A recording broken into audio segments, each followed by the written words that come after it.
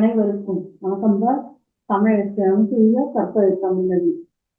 இந்த பதிவில் நாம் காண இருப்பது தொடக்க கல்வியின் ஆரம்பத்தில் குழந்தையின் பண்புகள் மன எழுச்சிகள் பற்றி பார்த்து வருகின்றோம். அதன்படி இன்றைக்கு சினம் பற்றிய கருத்துக்களை காணலாம். வீடியோவை முழுமையாக பாருங்கள். நன்றிப்பா. வாங்க வீடியோக்குள்ள போகலாம்.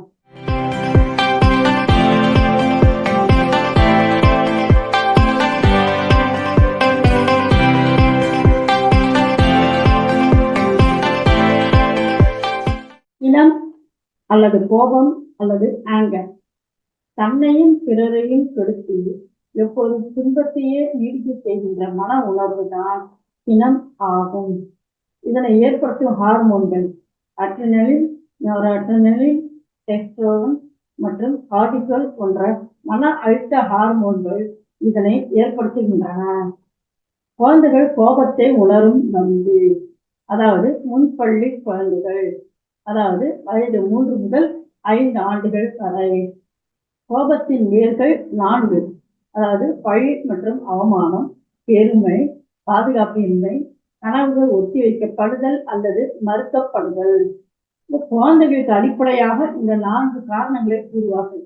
இருப்பினும் இன்னும் சில காரணங்கள் சூழ்நிலைகள் அமைகின்றன. அதாவது அநியாயமாக நடத்தப்படுவதால், அப்ப எதுவுமே செய்ய இயலாத போது கோபம் ஏற்படுகிறது. அச்சுறுத்தப்படுவதால், தாக்கப்படுவதால், தான் விரும்புவதை பெற முடியாத போது, செய்ய விரும்பாத ஒன்றை செய்யும்படி வற்புறுத்தும் போது, அதன் அதிகப்படியான எதிர்பார்ப்புகள் அல்லது யதார்த்தமற்ற ஆசைகளால், அதாவது குழந்தையினுடைய அதிகமான எதிர்பார்ப்பு அல்லது யதார்த்தமற்ற ஆசைகளால், கடந்த கால நிகழ்வுகளால், கவலைகள் பற்றிய தேவையற்ற எண்ணங்களால், தன்னால் தாங்கிக் கொள்ளவோ அல்லது ஏற்றுக்கொள்ளவோ முடியாத நிகழ்ச்சிகள் நடந்தால், பிறர் தமக்கு தீங்கு இழைத்தால், இந்த மாதிரி காரணங்களால கோபம் ஏற்படுகின்றது.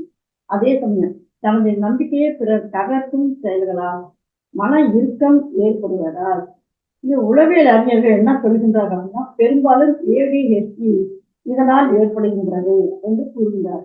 அந்த ADHD என்னன்னா அட்டென்ஷன் டெஃபிசிட், அதே போன்று hyperactivity disorder. Attention deficit அப்படின்னாக்கோ கவனமின்மைன்னு சொல்லுவோம். இந்த ஹைப்பர் ஆக்டிவிட்டி டிஸார்டர் அப்படின்னாக்கா அதிவேக தூண்டுதல் செயல்பாடு. அப்படின்னாக்கா தன்னை அடக்கவே முடியாம நினைச்சவங்க வேக வேகமாக செய்வாங்க. சொல்வதற்கு முன்னாலே வேக வேகமாக செய்வாங்க. அதாவது முந்திக்கொண்டு செய்தல் என்பதை விட இது வேறு மாதிரியான செய்தி. தம்மை கட்டுப்படுத்த இயலாத பொழுது நாம என்ன செய்கிறோம் அப்படின்னு தெரியாமலேயே செய்வது, அது அதிவேக தூண்டுதல் செயல்பாடு என்று உளவியல் அறிஞர்கள் ADHD குறிப்பிடுகின்றனர். சரிங்களா? இந்த கோபத்தினால் ஏற்படுகின்ற கோளாறுகள் என்னென்ன, இதனை கண்டறிகின்ற ஒரு கையேடு, அது என்ன அப்படின்னாக்கா DSM-5 சொல்லுவாங்க. அதாவது diagnostic and statistical manual of mental disorder, மனநல கோளாறுகளை கண்டறிதல் மற்றும் புள்ளியியல் கையேடு.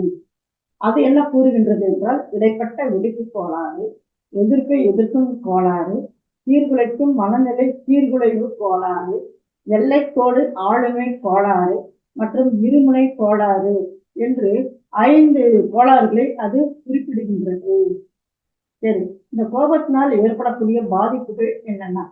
கோபம் உடலின் சண்டை அல்லது பறக்கும் பதிலை தூண்டுகின்றது. ஆமா, அப்படின்னா என்னன்னா, ஏற்கனவே நம்ம பார்த்தோம் இந்த அச்சம், பயம் அப்படிங்கிறது ஃபைட் அண்ட் ஃபிளைட் அப்படின்னு.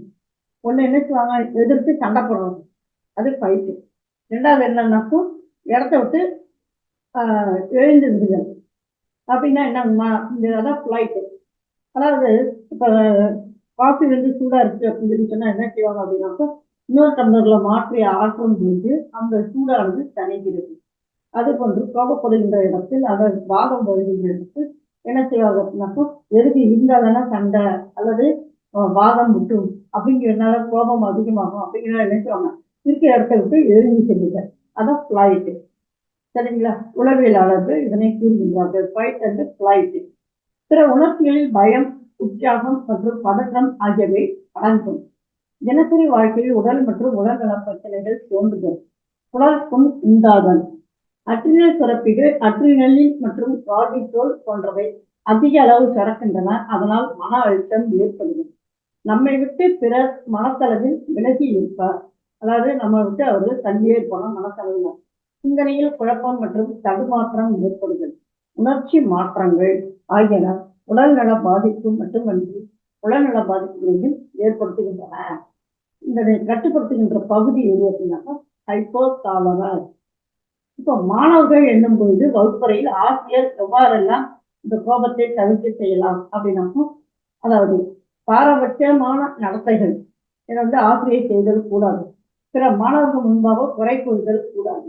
ஏளனமான கடுமையான வார்த்தைகளால் திட்டுதல் கூடாது. வெறுப்பை தருகின்ற உடல் தண்டனைகள் அல்லது முன்னுக்கு பின் முரணான கட்டளைகள், ஓய்வு தராமல் அதிக நேரம் வேலை செய்ய பணித்தல், இந்த காரணங்களால என்ன ஆகும் அப்படின்னாக்கும் மாணவர்களுக்கு கோபம் ஏற்படுதல். அதனால் ஆசிரியர் இவற்றையெல்லாம் தவிர்க்க வேண்டும். சினத்தை குறைக்கின்ற அல்லது சினத்தை களைகின்ற அல்லது சினத்தை தடுக்கின்ற வழிகள் என்னென்ன? அதாவது கோப பிரச்சனை உடைய குழந்தை என்ன செய்யணும், நெறிப்படுத்துவதற்குள்ளால அந்த குழந்தைக்கு ஏன் கோபம் ஏற்பட்டது அப்படின்னு சொல்லி மூல காரணத்தை கண்டறிதல், மெதுவாக சுவாசிக்க செய்தல், உடற்பயிற்சி செய்யுமாறு வழிகாட்டுதல், ஆலோசனைகள் தருதல். இப்படின்னு அப்படிமா இப்போ குழந்தைகிட்ட உட்கார்ந்து பேசிட்டு என்ன ஆச்சு, ஏதாச்சு, எதனால இந்த கோபம் அப்படின்னு சொல்லி அவரை எல்லாம் உள்வாங்கி கொண்டு அதற்கேற்ற ஆலோசனைகளை தருதல், கலை நிகழ்ச்சிகளில் ஈடுபடுத்துதல், சுய கட்டுப்பாடு உணர்வை வளர்த்தல், விட்டுக் கொடுக்கும் மனப்பான்மையை வளர்த்தல், அவர்களுக்கு ஆர்வமுள்ள விளையாட்டு, ஓவியம் வரைதல் முதலான படைப்பாற்றல் செயல்களில் பங்கு பெற செய்தல், நகைச்சுவைகள் மூலம் அவர்களுடைய பதற்றத்தை தணித்தல். ஆக இந்த வழிகளால் என்ன செய்யலாம், இந்த கோபத்தினை குறைக்கலாம்.